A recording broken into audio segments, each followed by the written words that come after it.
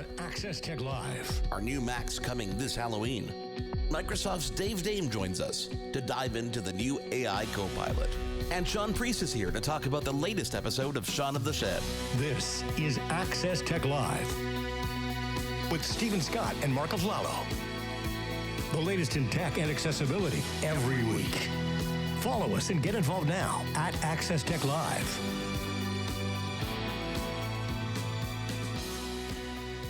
Hey everyone, welcome along to another Access Tech Live. We have an exciting show lined up for you today as we welcome Dave Dame, Senior Director of Product Accessibility at Microsoft. He is with us this hour. Plus, we're going to attempt a live demonstration of Microsoft Copilot in Windows 11. Marc Aflalo is with me as always, alongside me, Stephen Scott. Hello to you, Marc. How are you? I'm not bad. I'm looking forward to the live demo because if you are a tech head like we are, live demos tend to fail miserably. But we've rehearsed this several times. We're going to try it real. We're not, this is not put on. We're not recording and playing back video. We're going to try it live. So whatever happens might happen. For example, today we're having some issues with our live stream. So we'll definitely get that online afterwards. If you are watching, of course, on the MITV, you're with us. So looking forward to the question of the day. It's an awesome show lined up. I'm really excited to have Dave with us this week.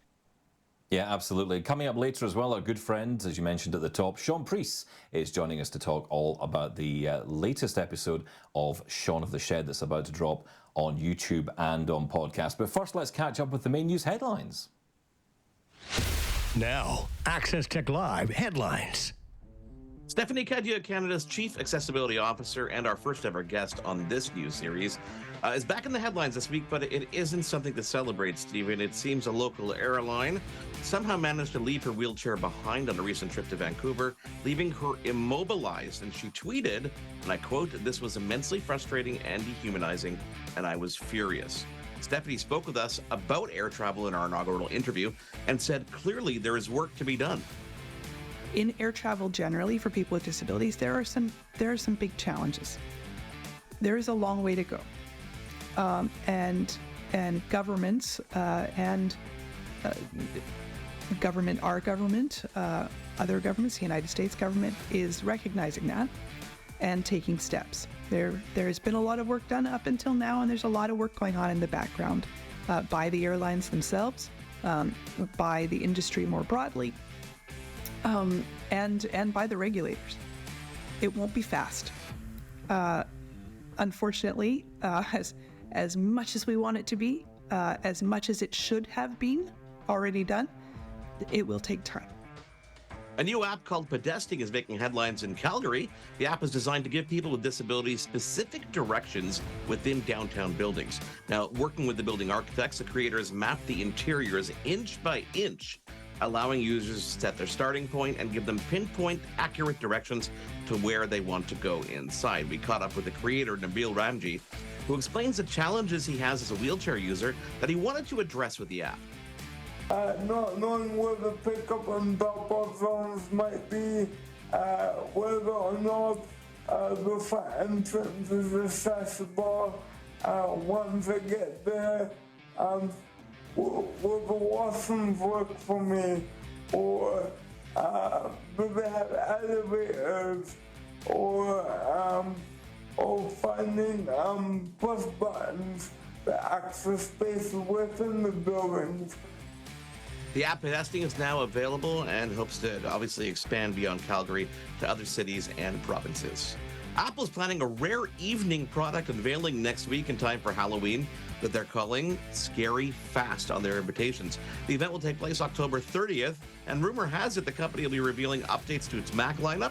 The rumored updates include a refreshed iMac and a new MacBook Pro, both possibly featuring the new M3 chip.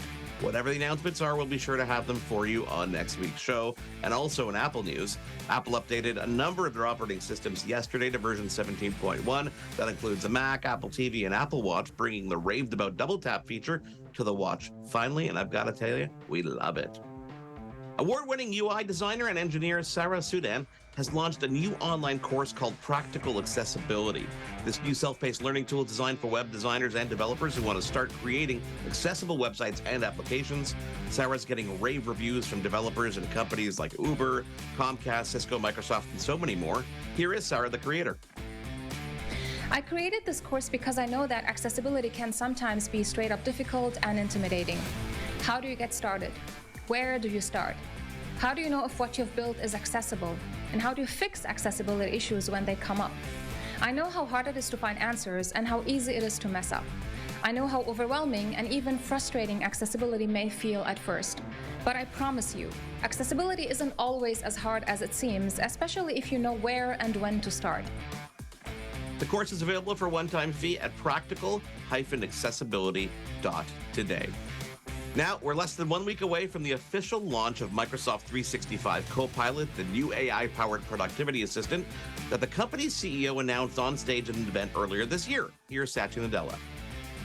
Today, we're announcing Copilot, our vision for everyday AI companion for you. We are building Copilot into all of our most used products and experiences and allowing you to summon its power as a standalone app as well. From Bing and Edge to Microsoft 365 and the newest version of Windows. On November 1st, Microsoft 365 commercial customers will be able to add the option for $30 per month per user, and that brings generative AI features across Word, Excel, PowerPoint, Outlook, Teams, and so much more, Stephen. I am excited for that, and I'm excited to talk all about Copilot with Dave today as well. Yeah, absolutely. Although I do have to ask you, Mark, didn't you just buy a brand new Mac Studio from Apple? Not only did I buy it, but it was literally delivered the same day that invitation for new Macs went out. Oh. So guess what? 15-day return policy. I've left it in the box. It is not going anywhere. I will wait till next week to see what is announced before I decide whether or not I keep it. But I got to tell you, I was told my wife that it was at the mailbox, and she's like, "Oh, that's why you ran there pretty quick to get it." I'm like, "I'm not touching it. I am not touching it." But just remember, guys, if you have any Mac equipment that you think might be worth some money, don't forget Apple will do trade-in as well. And of course, you can sell it privately if you like, but Apple do the trade-in. And of course, if you have even technology that sometimes might be out, not able to trade in, they will responsibly make sure that it is taken apart and then sold back to you at a future date at an immense price. So anyway, let's move on because question of the day, we have to bring this up because we are, of course, talking about Copilot today with Dave Dame in just a few moments. So our question of the day, Mark, is this. If you could have a personal artificial intelligent assistant that could master one area of your life, wow, what area would it be? And why? That's a great question. So if you could have a personal AI assistant that could master one area of your life, just one, what area would it be and why? Marc Aflalo, your answer. Oh, you know what? I have to think about this one long and hard. I know we came up with this question a couple of days ago, but I still haven't quite figured it out because there's, my dog, we don't walk the dog, so there's not that area. Maybe laundry, maybe dishes. I think that'd be a good place to go. You? How about you? I am with you on this. Laundry is the first place I got to, right? Separating out the colors, that's a cool thing. Actually loading up the machine, emptying the machine, ironing the clothes, basically doing everything. If it could just do everything, that's my one thing I wanted to do, everything. Well, what do you think? Let us know. You can connect with us online, of course, at Access Tech Live on all social media platforms. And of course, our email address is feedback@accesstechlive.com as well. Coming up, we're going to introduce you to Microsoft's Director of Product Accessibility. His name is Dave Dame, and he joins us right here on Access Tech Live. We want to hear from you. Follow us on social media and get involved at Access Tech Live. We'll be right back.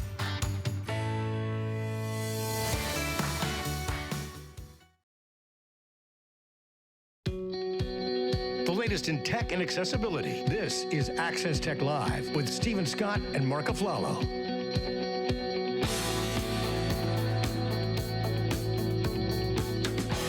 Welcome back. Now, our next guest is a tech executive whose passion about design and development of hardware has landed him the role of Director of Product Accessibility at Microsoft. Now, he is an incredible individual who is very open about his life and experiences with cerebral palsy. Dave Dame, welcome to Access Tech Live. Thanks, Stephen, for having me. Dave, before we even get to your work with Microsoft, you've been very vocal about your CP. You said in a video, and I quote here, "My cerebral palsy doesn't hold me back. Rather, it's the environment to be able to accommodate my disability that holds me back." That says so much about you as an individual. Is that something you've always believed or something that you realized over time? I think it's something I realized over time. Being born with a disability, you always kind of put it on yourself, right? What's wrong with me? Why is it that this is more challenging than some of my friends that are without disabilities? But then as the world began to change and things were becoming more accessible, I realized it wasn't really my disability, but the lack of my environment to accommodate my disability, which held me back. Because if you don't experience a barrier-free, accessible, or inclusive environment, you really don't know what is possible. And as I started experiencing it, as I got older and the world was getting more accommodating, I realized it was less about my cerebral palsy and more about my environment. Dave, for those who don't know, Microsoft has a philosophy called "Nothing about us without us." I'm curious how that guides the approach to designing accessible products. Well, we truly want to really listen to the community, right? People with disabilities, like we try to learn a lot about disabilities, but you know what? We don't really live their lives. So we usually like to work hand in hand with the community and really put them beside great product makers. So that way they can truly understand the challenges, the environments, the mismatches like we discussed previously in the environment. And then we look for creative ways to be able to solve for that mismatch or minimize it. Now, Microsoft has publicly announced a 5-year commitment to improve accessibility and to help people with disabilities. Where do you begin fulfilling that? And how do you measure the success? That's a great question. So my team, we work across windows and devices to really how we satisfy that commitment is we're trying to build products, hardware and software that are inclusive, that help people with disabilities either get into the employment world or to get into school, because that's where we think we can close the disability divide by ensuring we create the technology that enables them. And I believe the way we can measure it is just looking at like the national numbers as we get more and more employment, as we start to lead by example and really try to help the education sector of getting the technology needed to get them to be able to get skilled and upskill. I think that's where we're going to be able to make the improvement. And hopefully we do measure it, but most importantly, hopefully we get to impact the lives of individuals to live full lives.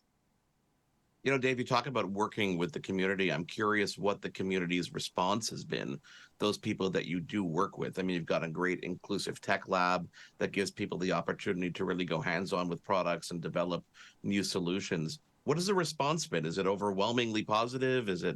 I'm curious about that. Well, we do get positive accolades for what we do. But, our community is like every other user base, right? Where, we probably have had a lot of great feedback from some. And then there's some areas where we can do better. And they let us know that as well. it's been really responsive. You mentioned the Inclusive Tech Lab. That really was Microsoft's commitment to inclusive design. And when we bring people in that either have disabilities, which is great to be able to touch the technology or even put them in front of great product makers to learn future products, I think it's just the openness of curiosity we bring, the passion we want to bring to really provide those opportunities, and the humbleness to know that we still can do better. And, as much as we've done, there's still much more to go. Dave, I remember the last time I spoke to you, you were just off stage.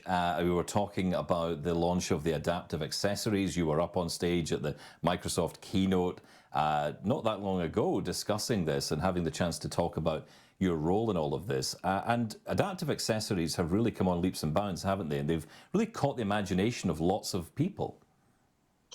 Yeah, it's taken on, and as the world's getting better at designing and building for accessibility, I think where we've been trying to leverage the last couple of years, Stephen, is how do we go to market with accessibility? How do we market or make it known these features are available and really ensure we do the right side of that process, that people are aware of it.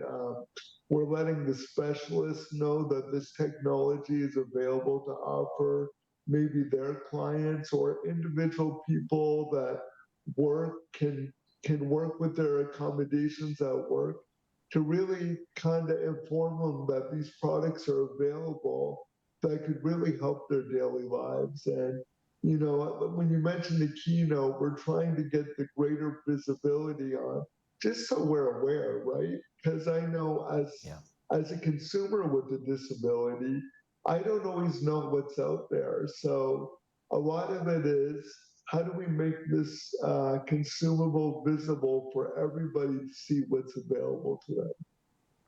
And that work is really paying off, because we talk about it here a lot, Dave, about the fact that it seems like the commitment to accessibility is becoming more and more of a center stage event. So if that was the intention, it's definitely rubbing off. And this leads me perfectly into Copilot, because Copilot is it's the culmination of Microsoft's work with OpenAI and natural language models. How would you describe Copilot as it relates, to accessibility in Windows and Microsoft 365? Well, I see what Copilot can do, how I use it. It really does a lot of those tasks that took me high effort to do, to make things a lot easier. Think about when the internet came out, Mark. We could use it to search and pull information, and then we would use that information to draft things. So we'd have to, copy, paste, edit, revise. Now we're getting to start at a higher starting point where we can say, you know what, give me a 5-bullet summary of what inclusive design is, and then we can refine it from that higher point to get efficiency, which really can help us generate and really incorporate a lot of documents quicker, and all the expertise to be an M365 expert or Windows expert. Now, using natural language, we can democratize the expertise needed so everybody can very effortlessly and frictionlessly create amazing documents and be highly productive. Because it's not reinventing the world, but it's simply just making those things that are valuable a lot more easier and intuitive to do. Yeah, it's really it's quite cool, and we're going to dive into it. Stephen and I are going to attempt a live demo in a couple of minutes here, and you're going to be along for the ride watching us. Hopefully, not fail too much. I can be a co-pilot. Well, exactly. Exactly. I want to ask you our question of the day before we go to a break. We're asking the audience if you could have a personal artificial intelligence assistant that could master one area of your life. What would Dave Dame's answer to that question be, and why? One thing, right? I would say simply help me to the washroom. Because when I had full autonomy to go to the washroom and be able to take for granted I'd have the assistants there and the right bathroom and available, my day just becomes a lot easier. And I know that's probably more rudimentary of the answer that you were expecting. But to me, that's one of the things I got to plan around and really kind of think about before I can even think about the rest of my day. That's one great thing about these questions, Dave, is that there is no such thing as a wrong answer. And that's the question we pose to the audience. If you can have a personal AI that could be and master one area of your life, what would that be? Let us know. It's at Access Tech Live on all our social media. Dave, stick around and don't make fun of us too badly on this demo that we're about to do right after we take a break here on Access Tech Live. And Dave, you're coming back. We want to hear from you. Follow us on social media and get involved at Access Tech Live. We'll be right back.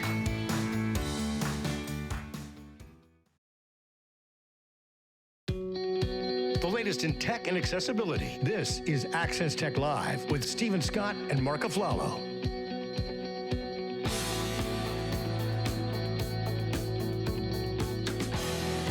Back on Access Tech Live. Back on Access Tech Live, Stephen Scott and Marc Aflalo with you, of course. Stephen, you wanted to mention something, that Dave was just talking about.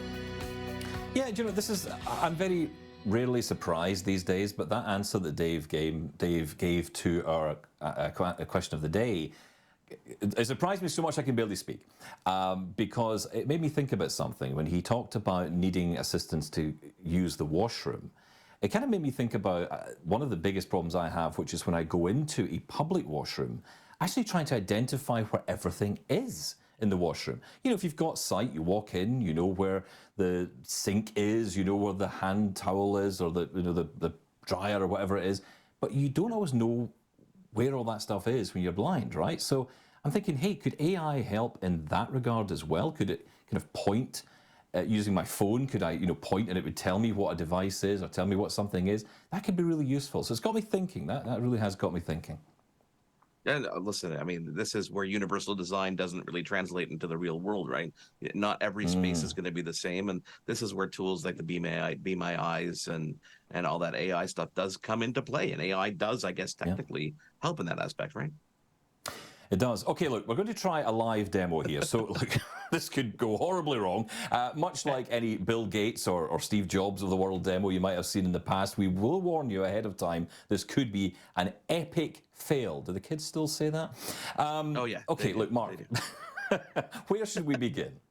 Well, I mean, we're going to throw on the screen here my Microsoft Surface. I've got Windows running here, of course, and I'm going to do my best to describe exactly what's going on here. Now, launching Copilot, they couldn't have made this easier. You press the Apple key. Look at what I'm doing here. The Windows key, and C at the same time, and it brings up.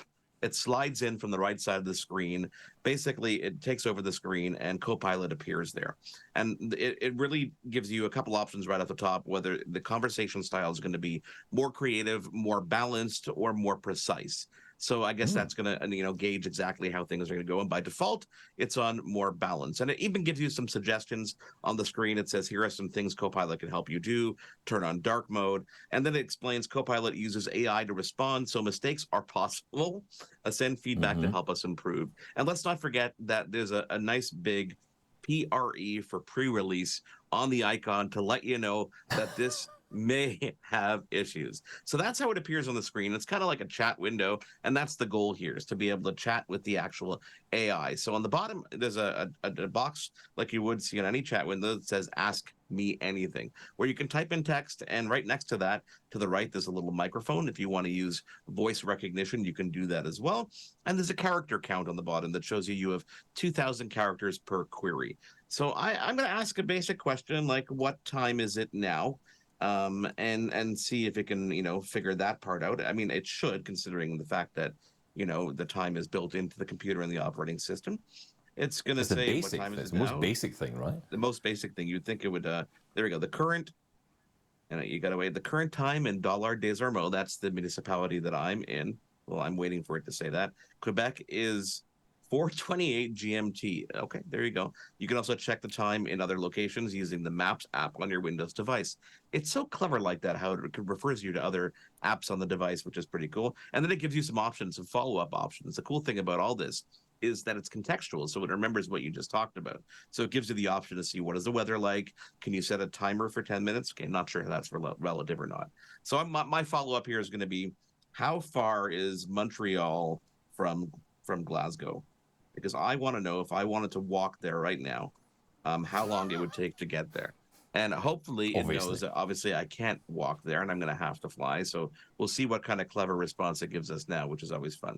According to the Bing search results, of course, shameless plug there, the distance between Montreal and Glasgow varies depending on the means of transportation. It's smart. The shortest distance, and in brackets it writes airline, between Montreal and Glasgow is 2,983.38 miles. However, if you want to travel by car, you'd have to cover a distance of 4,805.59 kilometers. You can also use the Google Maps app to find the best route to travel time for your trip. Interesting. It's promoting another search engine. This is kind of fun. So again, contextual information and useful information. I don't think I'd want to get there by car. And there's even a little picture that shows you 4,806 kilometers, and it shows you a little map with Montreal as a pin and Glasgow as a pin, which is pretty cool. Now, you mentioned dark mode, and that, of course, can be seen by many as an accessibility feature. It is kind of one of those features that's fairly universal nowadays. But, you know, I'm just wondering, can this tool be used to turn on other accessibility features? So I'm thinking on Windows, you've got magnifier for low vision, you've got narrator for blind people. Can it turn those on? Well, let's try it out. Turn on magnifier, and let's see what it does. I mean, you would assume because it can do dark mode, maybe it can do that. But again, pre-release means that there are things being worked on.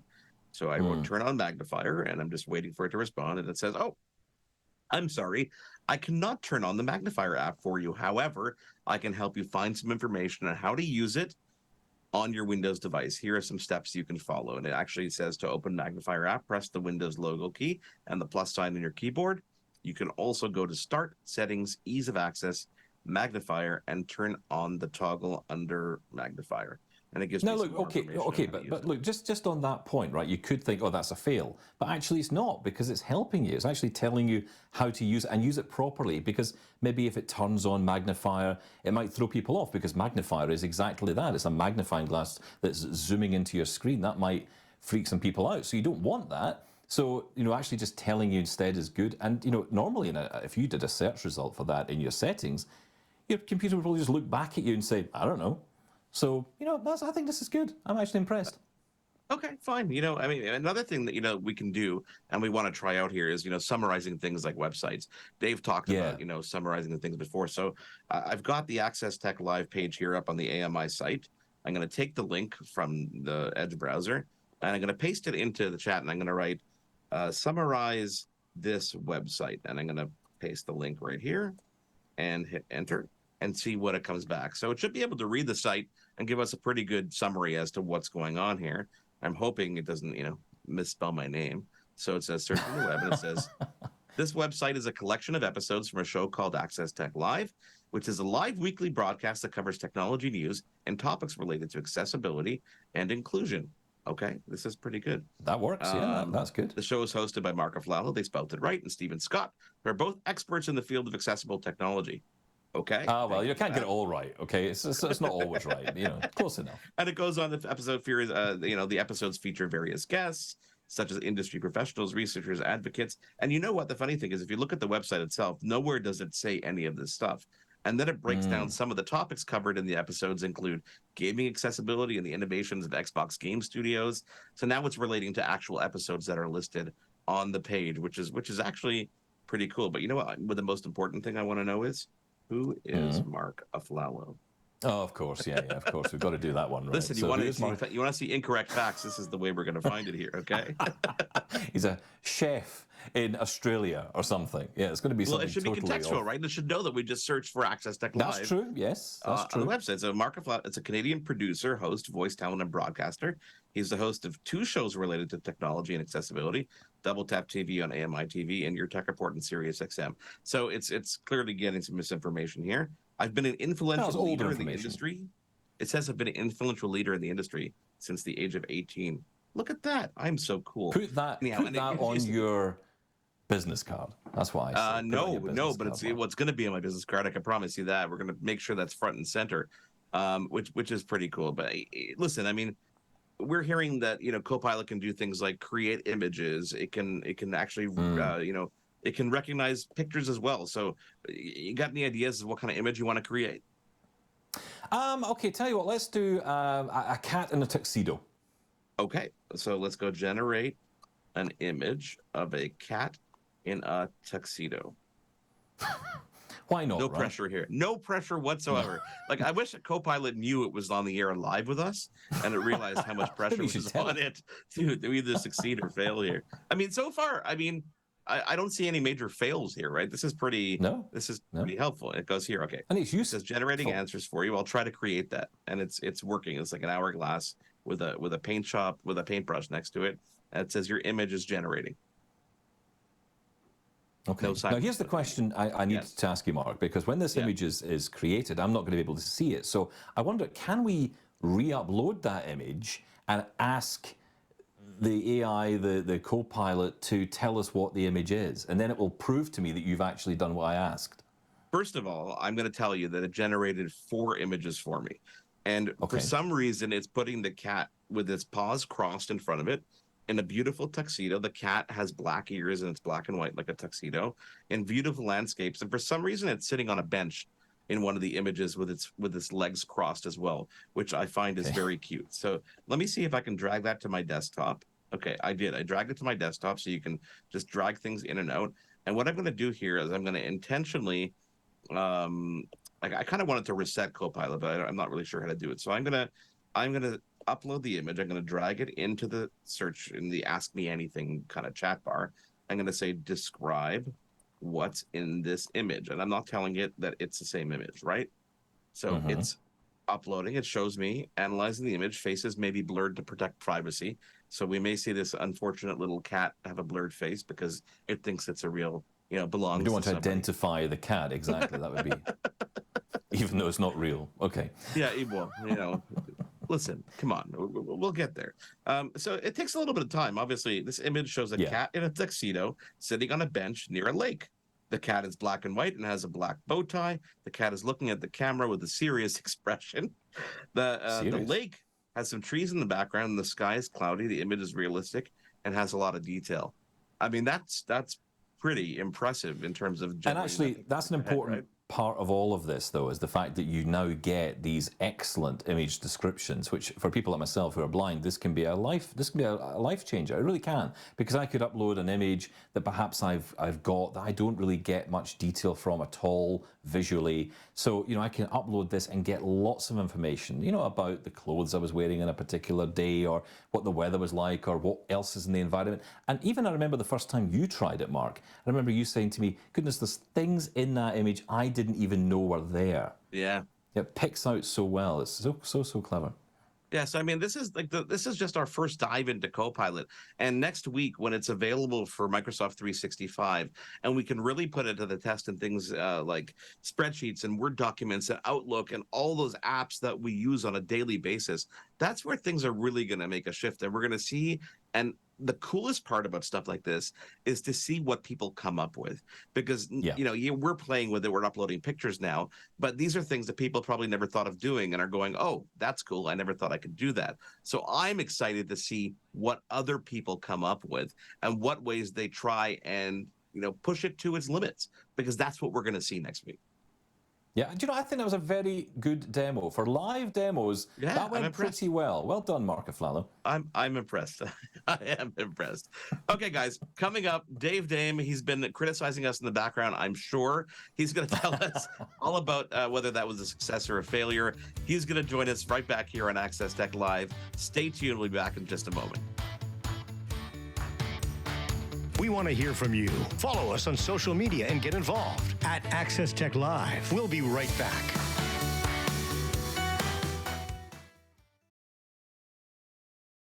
The latest in tech and accessibility. This is Access Tech Live with Stephen Scott and Marc Aflalo.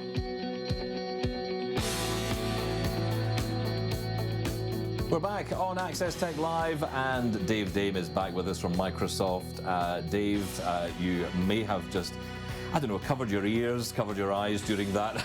I don't know what you thought of our live demo there. We showcased some of the Copilot features that are baked into Windows. How did we do? I thought you guys did great. Like, live demos are probably the most scariest things you can do. And you guys did it great, and you were very articulate, and the curiosity in which you were exploring Copilot is what I hope a lot of the viewers do when they get a chance to experience it. Use curiosity and just push it to the limits to learn what it can do to improve your life. Yeah, and I think that's the thing, isn't it? It's about how it can improve your life. And one area we were talking about there, of course, was with the accessibility features. I mentioned Narrator and Magnifier, just two of the many accessibility features that are already built into Windows. But how will that connect, do you think, across the operating system with all these accessibility features into Copilot? Again, I think I missed a bit of that question. So, sorry, Dave, we were just asking about the accessibility features. I'm talking there about Magnifier, Narrator, all these different features that exist within Windows. How will Copilot work with those features to make computers easier to use for people? Well, right now, as you showing on your demo, it's the awareness, right? It's showing people they don't have to know where to look for the information. They can just simply ask.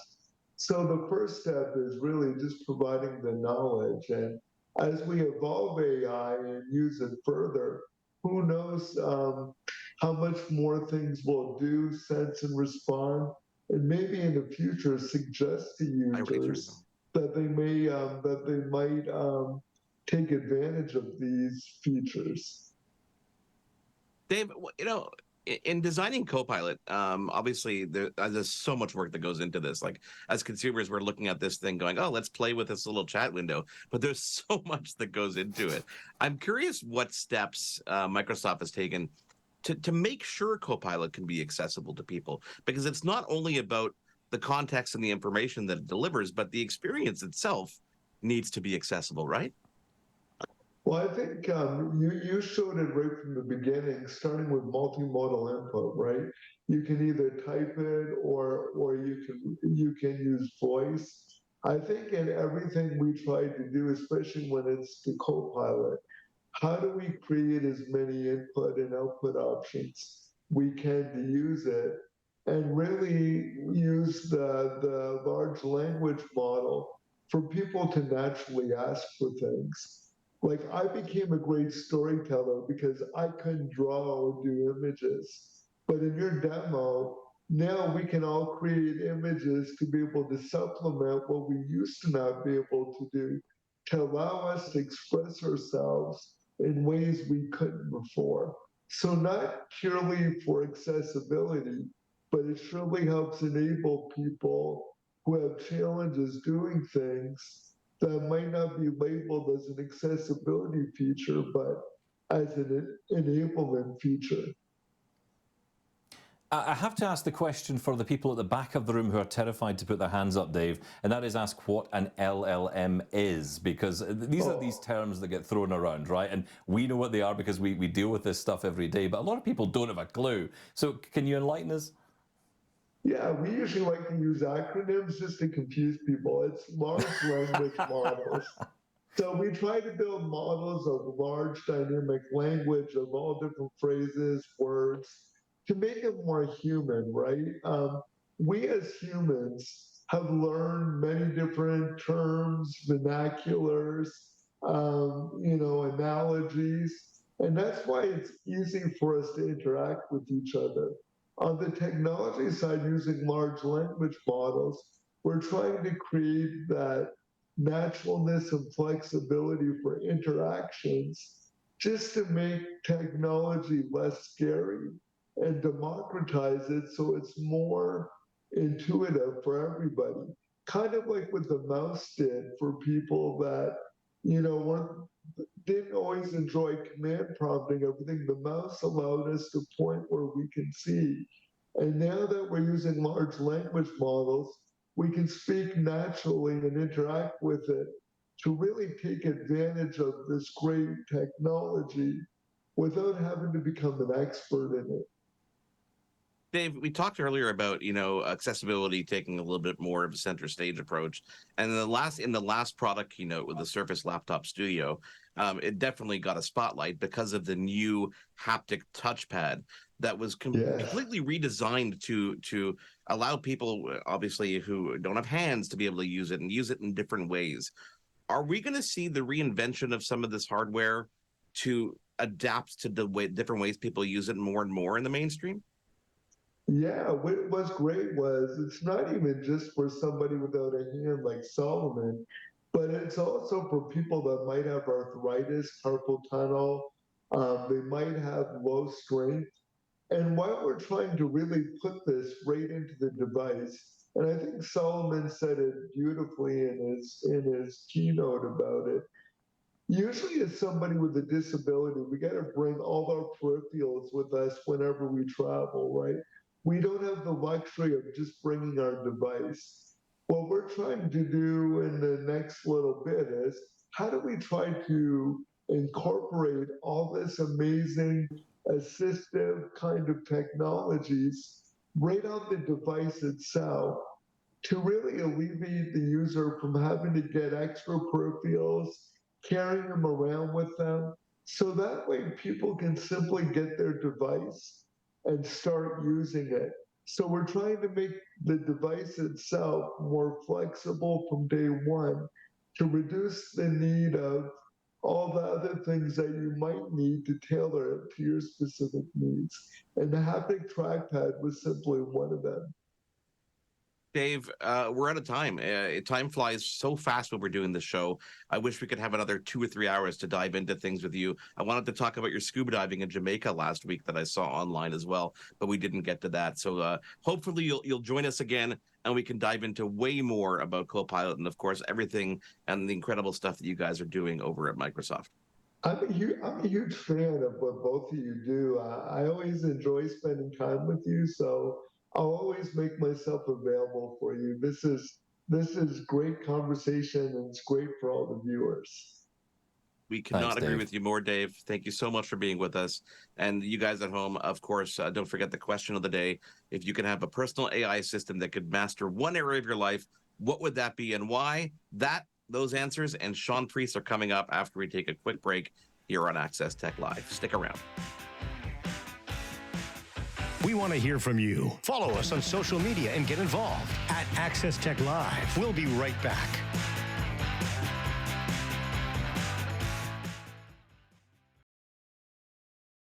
The latest in tech and accessibility. This is Access Tech Live with Stephen Scott and Marc Aflalo. Coming up, your answers to our question of the day. We'll get to that in just a moment. But first, every month we debut a new episode of Shaun of the Shed, Shaun Priest's podcast, all about great accessible tech tips. And Shaun joins us now. Shaun, welcome back to Access Tech Live. Thank you. Great to be here, Stephen Scott. And what do we have to look forward to this month on Shaun of the Shed? Oh, it's a beauty, even if I say so myself. The latest episode of Shaun of the Shed is for you NVDA screen reader users out there. NVDA is the free, I love that, free Windows screen reader. Stands for non-visual desktop access. It's absolutely amazing. But there's been a recent update that adds a new, I'm going to call it feature, and that is to do with add-ons. Now, as the name suggests, add-ons means that it can add on extra functions and features to the screen reader. So, for example, I know lots of people out there use JAWS, the screen reader. There's a feature on there called split sound, and it means you can hear the voice, TTS, in one ear and the actual system audio in another. It's really handy. But NVDA doesn't have that by default. But there is a add-on that can give you a very similar feature, and you can get the same effect. So what I'm going to show you in the latest episode of Shaun of the Shed is how you can browse for all those different add-ons and how to install them, and more importantly, how to use them. It used to be back in the day that you had to go out searching the web to find these elusive add-ons, but now you can do it all from inside NVDA itself. It's really cool.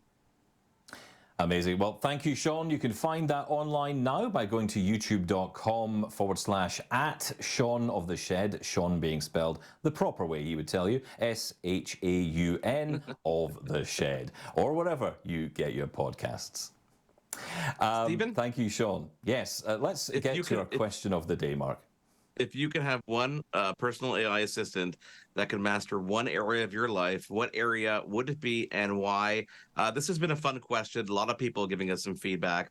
A lot of ways I didn't even think of. For example, Leanne writes us, paying the bills so I don't have to keep logging into online banking. That's a curious one. I'm hoping they don't expect AI to actually have the funds to do so, but that'd be good. You can make the money up, yeah. Exactly. Randy wrote us, healthy meal planning for a family of 4 who all eat differently. That sounds like that almost could be my wife answering that question, because I think we're all kind of in that boat. Paula D wrote us, taking my dogs out at 4 a.m. I'm surprised there's no addition to that, which is picking up after the dog after it does its business. That's the next thing. At 4 a.m. Absolutely. That's what I was kind of expecting. Maybe a drone to follow that, or a drone-powered AI could be fun. A drone with a claw, yeah. And a sensor, and a dog poop sensor. Stephanie wrote, my job. Okay. Yeah, and funny enough, we got 2 of them. We also got Andre, who wrote us my job. Andre, a fan of the show, Andre F. And Joanna wrote us, changing my cat's litter box and my daughter's diaper. Oof. That's a tough one. That's a tough one. This is one of those questions that I think for the next week or so, we're going to see answers trickle in, and we're going to see answers that we just totally did not expect as to how people actually see personal AI working for them. I don't know. I think still the dog and the picking up after the dog might be the best one so far. There's a lot of bathroom talk here, which I was not expecting, if I'm honest, out of that question. But there we go. This question forever surprises me that we do every week. We get some incredible answers. Thank you to everyone for sending those in and making me have nightmares tonight. Yeah, seriously. Stephen, next week, Sarah Herlinger is going to be joining us. She is the head of accessibility at Apple. So many things to talk to her about. Apple having just released iOS 17.1. The double tap feature on the Apple Watch is super cool. I've been using it ever since it was out last night, and I did the update on my watch.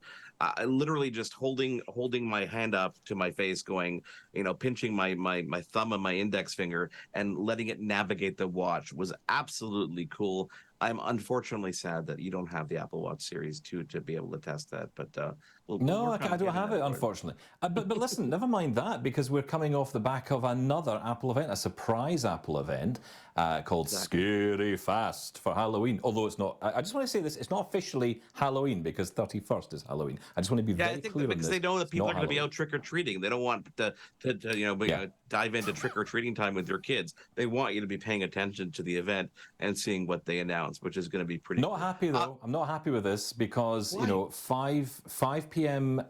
Pacific time, which is 8 p.m. Eastern 1 a.m. in the UK. Come on. Tim Cook, if you're listening. You know what? He won't be able to say good morning. He'll have to say good evening. I will tell you all about it in the morning, and you won't have to worry about it. You're not going to miss a thing. I promise you. I'm guessing this is not going to be a live event. Well, like as well. Also, Copilot November 1st. So we've got a lot of things to look forward to next week. We're going to be diving into, obviously, Copilot. Special thanks to Dave Dame, who took that time to join us. He's a fan of us, Stephen. He's going to come back on the show. Did you hear about that?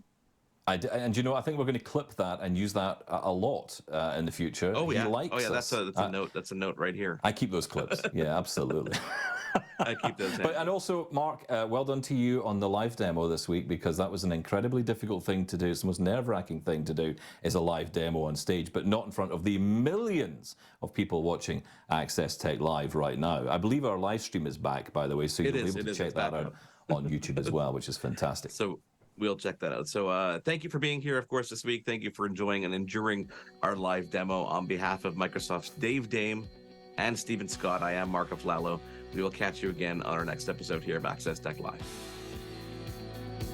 Thanks for tuning in to Access Tech Live. Follow us online at all social media at Access Tech Live. Email us feedback@accesstechlive.com. Hosted by Stephen Scott in Glasgow and Marc Aflalo in Montreal. Written by Stephen Scott and Marc Aflalo. Live show director, Anastasia Spalding Stenhouse. Technical director, Caitlin Robinson. Audio, Jordan Mulgrave.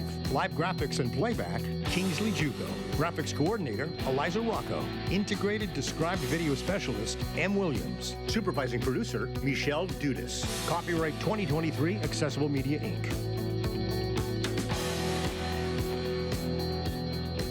An AMI original production.